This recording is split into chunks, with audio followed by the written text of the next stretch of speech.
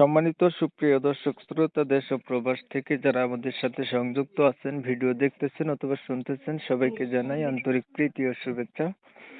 বন্ধুরা, কথা বলছিলাম একটি আপুর সাথে, প্রতিবেদন করবে অডিও কলে সংযুক্ত আমার সাথে। বাট উনি কেন আসলো প্রতিবেদনে বিস্তারিত ভিডিও জুড়ে থাকবে, আপনারা ভিডিওটা কন্টিনিউ করলে বুঝতে পারবেন। কথা না বাড়াইয়া পরিচয় করাইতেছি আপনাদের সাথে। আসসালামু আলাইকুম। ওয়ালাইকুম আসসালাম। আসসালামু আলাইকুম।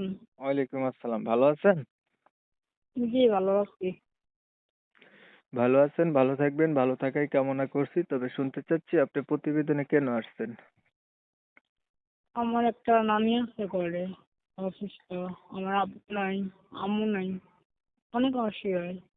ওই জন্য আমি প্রত্যেকটা আসতে দেখতেছি বিয়ে বসার জন্য, মনের মানুষের জন্য। আপনার বাবা নাই, মা নাই, নানি আছে ঘরে। জি জি। বাবা মা কোথায় গেছে? বাবা মা চলে গেছে। যখন কোথায় আমি গেছে? ছোট ছিলাম হুম। যখন আমি ছোট ছিলাম আমাকে ছেড়ে কোথায় জানি চলে গেছে। আমার নানি আমাকে বড় করছে। বাবা মা দুজন আপনাকে ফালাই রেখে চলে গেছে? জি জি। তো মা বাবা পালে না, নানি পালে আপনাদের? জি, আমাকে আমার নানি পালে। আমি তো অনেক ভাগ্য ভালো। যা, বয়স কত আপনার? আমার বয়স 18। বিয়ের সাথে হয়েছে নি? জি না, মেয়েদের বসার জন্য তো ইউটিউবে আসতেছে। আগে কখনো প্রতিবেদন করা হয়েছিল নি? না না, কখনো করিনি, এখন বিপদে পড়ে করতেছি। আচ্ছা, ধরেন একটা মনের মতো মানুষ পাইলেন, এখন মানুষটার বয়স হচ্ছে বেশি হলো, দেখতে কালো হলো, আগে বিয়ে করছে এমন হইলো, তখন আপনি কি করবেন? কোনো সমস্যা নেই, তুমি আমাকে তাদের ডাল ভাত তো খাওয়াতে পারবে, ভালোবাসতে পারবে। কোনো সমস্যা নেই, বয়স বেশি হলো। আচ্ছা, বয়স বেশি হলেও কোনো অসুবিধা নাই। জি না। লেখাপড়া কিছু জানেন? না না, লেখাপড়া করতে পারিনি টাকা পয়সার জন্য। বাবা মাই কি করে লেখাপড়া করবো। আচ্ছা, আমার কাছে ছবি যেটা পাঠাইছেন এটা আপনার? জি জি, আমি। বাস্তবতা মিল আছে নি? জি, এটাই আমি, আমার ছবি। আচ্ছা,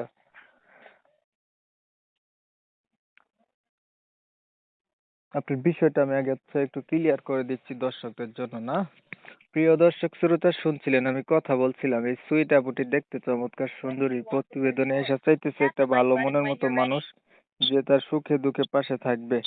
এমন যদি একটা মানুষ পায়, উনি হচ্ছে জীবনের সাথী করবে। তবে ওনার পরিবারে হচ্ছে ওনার বাবা নাই, মাও নাই, দুজনে ফালাই রেখা গেছে গা ছোটবেলায়, তার নানির কাছে মানুষ হইছে।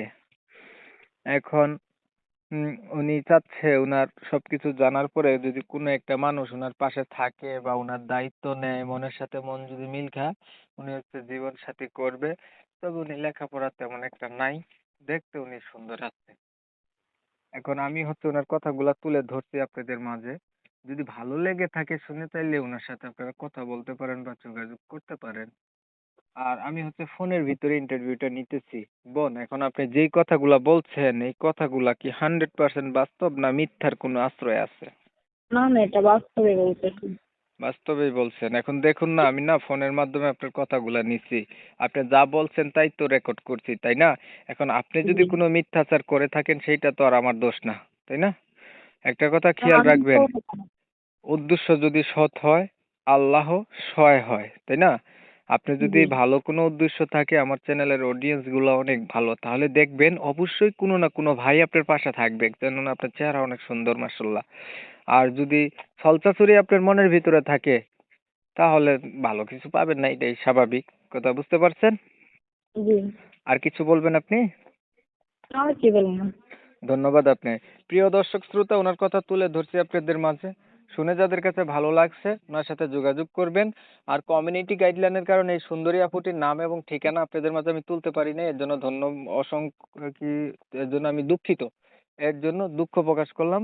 তো আপনারা হচ্ছে যারা যারা আরো কিছু জানতে চান, কয়েক মিনিটের ভিডিওতে এত কিছু তথ্য নেওয়া যায় না, তারা হচ্ছে ওনার সাথে যোগাযোগ করবেন। আর আমার পক্ষ থেকে একটা রিকোয়েস্ট থাকবে, ওনাকে কেউ বাজে কথা বলবেন না, উনি আসলে দেখতে অনেক মায়াবতী।